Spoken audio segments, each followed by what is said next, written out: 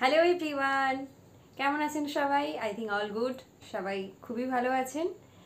পুজো একেবারেই তোড়গোড়ায় চলে এসেছে। প্রত্যেককেই জানাচ্ছি আগাম শারদীয় শুভেচ্ছা। প্রত্যেকের পুজো ভালো কাটুক এবং পুজোর পরবর্তীকালে প্রত্যেকে সুস্থ থাকবেন, সাবধানে থাকবেন, সেই মতোই পুজোতে সবাই ঘোরাফেরা করবেন। যেহেতু বাড়ির পুজো, ইচ্ছে থাক আর অনিচ্ছে থাক সেটা তো অ্যাটেন্ড করতেই হবে। পারিপার্শ্বিক চাপ একটু তো থাকেই। সবার বাড়িতেই ফ্যামিলি প্রবলেম থাকে, তো সেই সমস্ত কিছু প্রতিকূল অবস্থাকেও সাইড কাটিয়ে এগিয়ে যাব, যেরকমভাবে আজকে বেশ কয়েকটা মাস এগিয়ে চলে এসেছি। প্রথমেই বলবো, অনেকের প্রশ্ন ছিল মাঝখানে কিছুদিন কেন ভিডিও দিতে পারছিলাম না, সেটা একটা ছোট্ট ব্রিফ করে নিই একটু। তখন দিতে পারছিলাম না ডিউ টু, অনেকেই জানেন ইউটিউব চ্যানেলটা আমার ফর মানে কি বলবো, স্টোরিং ভিডিও, মানে যা যা নতুন নতুন জিনিসপত্র যেগুলো ইন ফিউচার সেগুলো পাওয়া যাবে না, সেগুলো যাতে সেখানে স্টোর থাকে, দ্যাটস ওয়াই এই চ্যানেলটাকে আমার এগিয়ে নিয়ে যাওয়া বা চালানো। এখান থেকে আমার কোনো এক্সপেকটেশন নেই, এখন অব্দি এক্সপেকটেশন ফুলফিলও হয়নি। কারণ আমি একটা জিনিস লক্ষ্য করে দেখেছি, কোনো দুঃখের ভিডিও দিলে বা খুব নেগেটিভ, দুঃখ মানেই নেগেটিভ, সেসব ভিডিও দেখলে সেগুলোর রিচ অনেক বেশি, আর মানে দেন আমার কোনো আনন্দের ভিডিওর থেকে, মানে যেটা আমার ভীষণভাবে পার্সোনালি নিজের খারাপ লাগে। কারণ নেগেটিভ জিনিসটা আমার নিজের, মানে ওই নেগেটিভ ভাইবস, নেগেটিভ অরাটা আমি তো কখনোই নিতে পারি না, আগেও আমি শেয়ার করেছি। তো এই কারণে ডিসাইড করেছি যে লোকের মনোরঞ্জনের জন্য নেগেটিভ ভিডিও দিয়ে আমার এত লোক টানার দরকার নেই। সে মানে যারা আমার নেগেটিভ বা আমার দুঃখ বা আমার কান্না বা আমার চোখের জল দেখে আনন্দ পেয়ে আমার ভিডিও দেখে, তার থেকে ভালো যে মানুষগুলো এভরিডে আমার প্রত্যেকটা মুহূর্তের সঙ্গে সাক্ষী থেকে ভিডিও দেখেন, তাদের একমাত্র তাদের জন্যই যখন সময় হবে তখন ভিডিও আপলোড করব। তো মাঝখানে কিছুদিন আমি ভিডিও একেবারেই কন্টিনিউ করতে পারিনি, কারণ এখনও অফিস জব সেরকমভাবে পাইনি, কিন্তু মাঝে মধ্যে আমার প্রফেশন ওরিয়েন্টেড কিছু WFH পেয়ে যাই, মানে অনেক যোগাযোগের পরে সেগুলো আসে। তো সেগুলো নিয়ে 10-11 দিন এরকম ব্যস্ত হয়ে পড়ি যখন আসে। তো সেরকমই একটা ছোট্ট কাজ চলে এসেছিলো, ভাবলাম পুজোর আগে এই কাজটুকু যদি করতে পারি হাতে একটু টাকা পয়সাও চলে আসবে।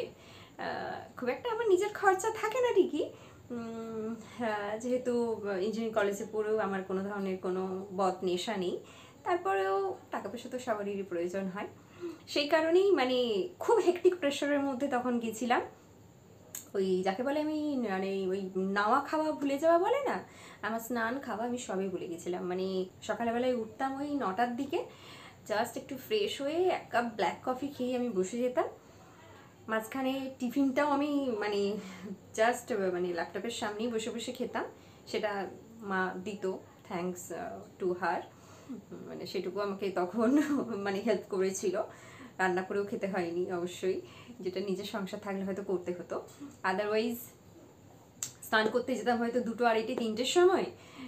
স্নান টান করে এসে একটু ঠাকুর নমস্কার করি, যাহা করে লাঞ্চ করেই কাজে বসে যেতাম। ভাবতাম যে একটু রেস্ট না নিলে আর পাচ্ছি না, কিন্তু রেস্ট নেবো কি, ওই যে কাজে বসে গেলাম 4টের মধ্যে, দেখতাম সন্ধ্যে 7টা, 7:30 বেজে যেত, আর কখন রেস্ট নেবো তখন। তার মধ্যেই সময় করে একটু মন্দিরটা আমি যেতাম, এটা ঠিক। তারপরে আবার কাজ শেষ করে উঠতে উঠতে মাঝখানে একবার ডিনার করে শুতে যেতাম 3টে, 3:30-র সময়। টানা 10-11 দিন এরকম চলেছে। আমি মানে কাজকে ভয় অবশ্যই কখনো পাই না, আমি কাজ করতে ভীষণ ভালোবাসি, কর্মঠ, এবং যে কাজ আমার ভালো লাগে, আমার প্রফেশন ওরিয়েন্টেড কথা আমি বলছি, তার জন্য আমি অনেক পরিশ্রমও করতে পারি। এসব নিয়ে আমার ওই রাত জায়গা এসব নিয়ে প্রবলেম হয়নি, বরঞ্চ ওই 10-11টা দিন আমি খুব এনজয় করেছি কাজ করতে করতে, ভীষণ এনজয় করেছি। তাই আমি তখন মানে ভিডিও তোলা তো দূরের কথা, ভিডিও এডিটেরও আমি কোনো সময় পাইনি। তার মাঝখানে আমার যে একটা কলেজে অ্যাডমিশন নিয়েছিলাম, সেখানকার অনলাইন ক্লাস অ্যাটেন্ড করেছি কাজ করতে করতে। কাজের জন্য যে আমাদের মিটিংগুলো ছিল সেগুলো তো অ্যাটেন্ড করতেই হয়েছে, এবং আমার সেলাই ক্লাসও আমি কন্টিনিউ করেছি। একটা দিন শুধু আমি মিস করেছিলাম, যেতে পারিনি, খুব হেক্টিক প্রেশার ছিল সেদিন আমার কাজে। আদারওয়াইজ ওই মানে ক্লাসের টাইমটুকুতে বাড়ি থেকে বাবা শুধু আমাকে বেহালায় ড্রপ করে দিয়েছে, ওখান থেকে অটো ধরে জাস্ট ক্লাসে নেমেছি, ক্লাস করেছি, বেরিয়ে অটো ধরে বাড়ি এসে জাস্ট খেয়ে ফ্রেশ হয়ে আবার বসে গেছি। এরকমভাবে সেই দিনগুলো চলেছিল। অনেক দু একজন আমাকে প্রশ্ন করেছিলেন, অনেকে আমাকে আমার জন্য ওয়েট করেছিলেন, তাদের সাথে ওভার ফোন কথা হয়েছে, অনেকে টেক্সট করেছিলেন হোয়াটসঅ্যাপে যে কী কারণে আমি ভিডিও দিচ্ছি না, আমি সুস্থ আছি কিনা, বেসিক্যালি তারা সেটাই জানতে চায় আমি সুস্থ আছি কিনা, আমার মন ঠিক আছে কিনা। তো আর lot of thanks to you যে আপনারা প্রত্যেকে আমাকে এতটা ভালোবাসা দিয়েছেন। যাকে এটা ছিল মেন আপনাদের দেওয়ার মতো উত্তর, যেটা আমি বাউন্ড টু আপনাদেরকে এই আনসারটা দিতে। এবারে বলবো যে আমি যে পরিস্থিতি থাকি না কেন সেটাকে আমি এনজয় করার চেষ্টা করি, সেটা নিয়ে আমি কখনোই দুঃখ প্রকাশ করি না। লাস্ট ইয়ার পুজো থেকে তো অলরেডি আমরা আলাদা হয়েই গিয়েছিলাম, তবে আমার মনে আছে লাস্ট ইয়ার পুজোতে আমি সুযোগ থাকলেও আমার কাছে এখনও প্রচুর নতুন জামা কাপড় আছে যেগুলো আমার এখনও ভেঙে দেখা হয়নি। আমার এরকম করে আমার 2-3টে পুজো চলে যেতে পারে জামা কাপড় না কিনেও, মানে এত কিনে রেখেছিলাম যতদিন চাকরি করেছি। আর আমার না একটু স্বভাব আছে তুলে রাখা, খুব বাজে স্বভাব এটা, সে খাবার থেকে জামা কাপড় আমি তুলে রাখা খুব স্বভাব আমার। তো আগের বছর সুযোগ থাকলেও আমার মনে আছে আমি একটা দিনও নতুন জামা কাপড় পরিনি। আমি এভরিডে ওই যে বলে না মানে বাড়ির পুজো মানে একটু শাড়ি পরেছি, ওই সুতির ছাপা যে শাড়ি বলে আমি সেগুলোই পরেছি।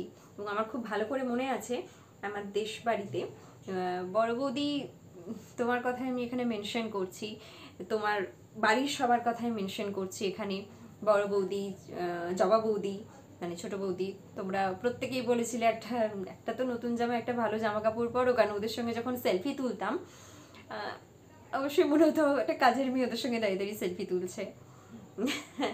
বাট আমি বলেছিলাম যে আমি যে মুহূর্তে যখন যে পজিশনে থাকি আমি সেটাকে এনজয় করি, আমার কাছে আনন্দটা ভেতর থেকে আসে, পোশাক থেকে নয়।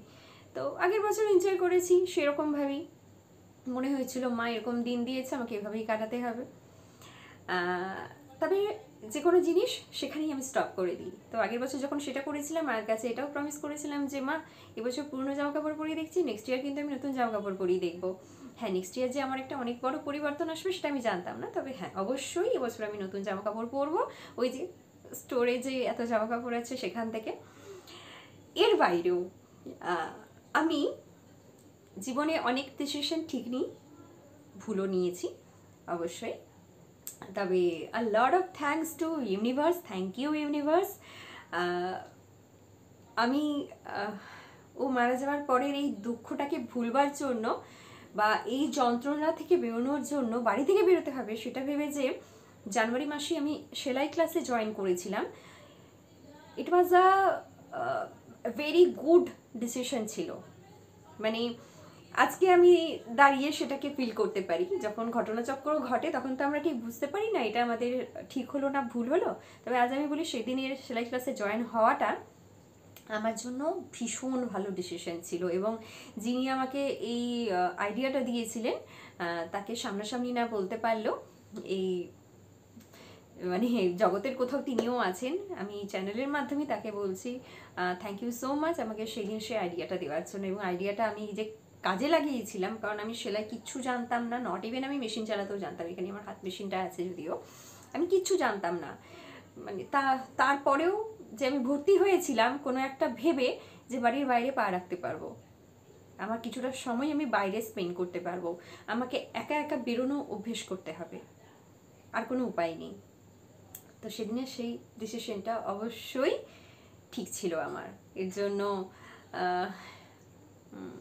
কি বলবো, তারা প্রত্যেকটা মুহূর্তে আমাকে সময় দিয়েছে, ওখানে গিয়ে নতুন নতুন অনেকগুলো সম্পর্ক পেয়েছি। ম্যাম তো প্রচণ্ড স্নেহ করেন, প্রচণ্ড ভালোবাসেন আমাকে, কেন আমি জানি না, যদিও আমি ম্যামকে কোনো কিছুর বিনিময়ে কিনে ফেলিনি, তারপরেও অনেকে ভাবেন সেটা। আর একটি ছোট্ট বোন আছে, সেও আমাকে প্রচণ্ড ভালোবাসে, আমি জানি সে নিজেও ভিডিওটা এখন দেখছে। শিপ্রা আমাকে প্রচণ্ড ভালোবাসে, মানে কি বলবো, এই ভালোবাসাগুলো আমি কি করে আদায় করে ফেলেছি আমি সত্যিই জানি না। আমি দু একজনেরই নাম নিলাম, নাম নেওয়ার অনেকজন আছে সেলাই স্কুলে। তো আজকে আমি বলবো যে আগের বছর পুজোতে আমাকে কেউ কোনো কিছু গিফট করেনি, কেউ কিচ্ছু না, নো ওয়ান নো বডি কিচ্ছু দেয়নি। আর আমাকে না কখনোই জিনিসপত্র দিয়ে মন পাওয়া আমার কখনোই যায় না। আমি ভালোবাসার কাঙ্গাল, কেউ আমাকে ভালোবাসা দিলে আমি সেখানে গলে যাই। সে কারণেই অনেক সময় ঠিক ডিসিশনও নিই, ভুল ডিসিশনও নিই, এটাও ঠিক, কারণ নিজে একটা খুব ইমোশনাল মেয়ে আমি।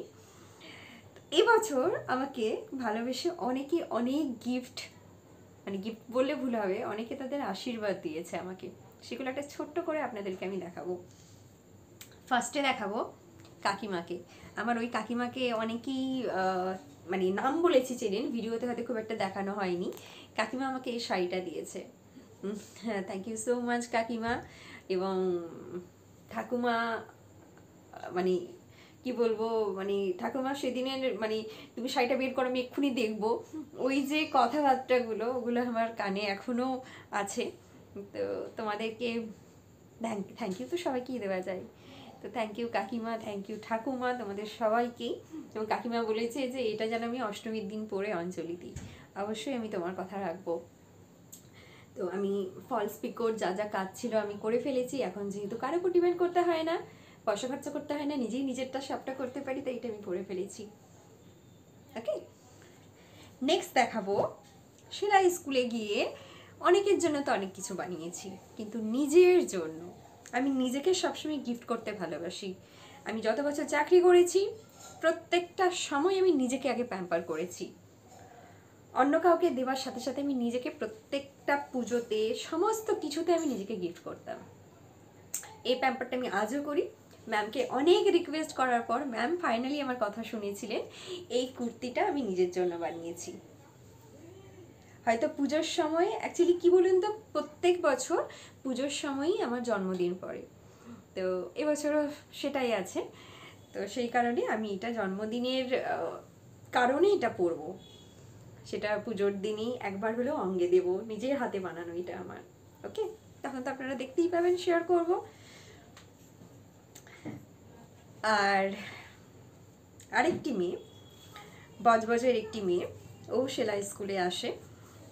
আমার থেকে বয়সে বেশ অনেকটা বড়। অনেক সময় হয় না, আমাদের মানুষের প্রথম কথাবার্তা, অনেকেরই প্রথমে আমরা মানুষকে চিনতে পারি না, কথাবার্তা খারাপ লাগে, কিন্তু পরে তারাই কেমন যেন আপন হয়ে যায়। এটা আমার ক্ষেত্রে খুব হয়। সেই মেয়েটি, কেন জানি না, তার আমাকে হঠাৎ করে ইচ্ছে হয়েছে যে আমাকে ফোন করে বললো, তুমি যদি কিছু মনে না করো তোমাকে একটা কথা বলবো। বললাম যে হ্যাঁ বলো, মনে করার তো কিছু নেই, বলো কি হয়েছে। আমার বোনকে আমি এসে তোমার গল্প করছিলাম, আমার বোন তো স্কুল টিচার, তোমার জন্য একটা কুর্তি কিনেছে, তুমি কি নেবে যদি কিছু মনে না করো। আলো, তোমাকে তো পাকামি করতে কে বলেছে। তো এই কুর্তিটা আমাকে দিয়েছে। এটাও আমি পুজোর মধ্যে যদি নাও পরতে পারি, পুজো তো আমাদের 1 মাস ধরে চলে, তো অবশ্যই এটা আমি পরবো। Thank you so much. আর এটা আমাকে দিয়েছে, আজকে আমার ক্লাস ছিল, ক্লাসে গিয়ে আরও একজন। কি দারুণ হয়েছে না, এটাও ভীষণ সুন্দর লাগছে। তবে এই আমাকে পুজো পারপাস বলেনি, আমাকে বলেছে এটা আমাকে দিয়েছে ফর বার্থডে পারপাস। বার্থডের দিনে পড়ার চেষ্টা করব, যদি একান্তই না পড়তে পারি অবশ্যই পুরো 1 মাস পুজোর মধ্যে কোনো একদিন তো অবশ্যই পড়বো, এবং পরে ক্লাসেও যাব আমি। খুব সুন্দর হয়েছে, তোমাকে অসংখ্য ধন্যবাদ। আচ্ছা, বজবুজের ওই মেয়েটি একটা নেল পালিশও দিয়েছে, এটা আমি পুজোতে তো অবশ্যই পড়ছি, 2-1 দিনের মধ্যেই পরে ফেলবো। আচ্ছা, যে শিপ্রা বোনটির কথা বললাম, পুরো পাগলি, একটা ছোট্ট বাচ্চা মেয়ে, ফার্স্ট ইয়ারের সবে পড়ে। ওকে আমি বলেছিলাম আমার জন্য 2টো স্টোল কিনবি, টাকাও দিয়েছিলাম, আমাকে টাকাটা রিটার্ন করে দিল দুষ্ট মেয়ে। টাকাটা রিটার্ন করে দিয়ে আমার জন্য 2টো স্টোল নিয়ে এসছে, দিয়ে এসে এই যে 2টো স্টোল, কালার 2টো আমি সিলেক্ট করে দিয়েছিলাম, টাকা তো নেয়নি। যতবার টাকা দিতে গেছি না নিয়ে আমাকে বললো তোমার জন্মদিন আছে না, জন্মদিনের সময় তো তোমার পুজোর মধ্যে পড়েছে, তোমার সঙ্গে আমার দেখা হবে না, তাই এই 2টো স্টোল আমি তোমাকে দিয়েছি। স্টোল তো অবশ্যই ভীষণ দরকার হয় আমার, ক্লাসে বেরোনোর সময় বা যখন স্কুলে যাচ্ছিলাম তখনও খুব প্রয়োজন হচ্ছিল। বাচ্চাদের মাঝখানে গেলে একটু ঠিকঠাকভাবে যাওয়াটা এসেনশিয়াল। তো এগুলো পেয়েছি, আরও কিছু ডিউ আছে, সেগুলো এখন অবধি হাতে এসে পৌঁছায়নি। এদের মধ্যে আবার একজন, না তার নাম নেব না, সে আমি কাল ফোন করে জিজ্ঞেস করলো তোমাকে যদি আমি কিছু দিই নেবে, বললাম অবশ্যই নেব না, কখনোই নেব না। আপনি আমাকে সময় দেন, ফোন করেন, গল্প করেন, আমাকে নেগেটিভ থেকে পজিটিভে নিয়ে এসেছেন। এর থেকে বড় কিছু আপনাদের থেকে আমার দরকার নেই। এই আশীর্বাদটুকু, এই বন্ধুত্বটুকু অবশ্যই দরকার। সবটাই আপনাদের সঙ্গে শেয়ার করতে আমার ভালো লাগে, আমি আনন্দ পাই। আশা করছি আপনাদের প্রত্যেকের পুজোর বাজার হয়ে গেছে, প্রত্যেকেই অনেক অনেক জামা কাপড় কিনেছেন, তাই না? পার্লারের সব কাজও রেডি তো? আমিও কাটিং করে ফেলেছি। কেমন লাগছে বলুন তো? যেদিন থেকে আমার এই হেয়ার ফল করে করে আমার সামনেটা টাকলা হতে শুরু করেছে, সেদিন থেকে আমি আমার লেন্থ কমাতে শুরু করেছি চুলে। নইলে এত সুন্দর চুলটাকে নষ্ট করে এরকম এইটুকু লেন্থ বানাতে খারাপ লাগে মাঝে মাঝে অবশ্যই। যাকে এই ভিডিওটা, শেয়ারিং ভিডিওটা আপনাদের কেমন লাগলো কিন্তু অবশ্যই কমেন্ট করে জানাবেন। সঙ্গে থাকবেন প্লিজ, যতজন আছেন অ্যাটলিস্ট একটু লাইক, একটু কমেন্ট, একটু শেয়ার, আর চ্যানেলটাকে সাবস্ক্রাইব। এর বেশি তো খুব একটা অনুরোধ থাকে না। খুব তাড়াতাড়ি দেশবাড়িতে যাওয়ার সময় হয়ে এসেছে, কারণ এই পক্ষের সূচনা প্রায় হয়েই গেল। পুজোর ভিডিও প্রত্যেক বছর যেরকমভাবে থাকে সেরকমভাবেই অবশ্যই তুলে ধরবো। কম্বাইন যে ভিডিওটা থাকে সেটা তো আর যে এডিট করতো সে আর নেই, তো কম্বাইন ভিডিওটা আগের বছর থেকেই দেওয়া বন্ধ হয়ে গেছে। তবে এভরিডে যা যা ফাংশন থাকে সবটাই আপনাদের সঙ্গে শেয়ার করবো। আশা করছি আপনাদের বাড়ির পুজো ভালো লাগবে। যারা আমার চ্যানেলে নতুন, যারা প্রথম জানেন যে আমাদের বাড়িতে পুজো হয়, তারা অবশ্যই সেই ভিডিওগুলো দেখবেন, কমেন্ট করবেন। প্রত্যেকের পুজো ভালো কাটুক। Happy Puja to all. সবাই সুস্থ থাকবেন, সাবধানে থাকবেন, এটা কিন্তু ভীষণ ইম্পর্টেন্ট পুজোর মধ্যেও। আজকের জন্য সকলকে ধন্যবাদ।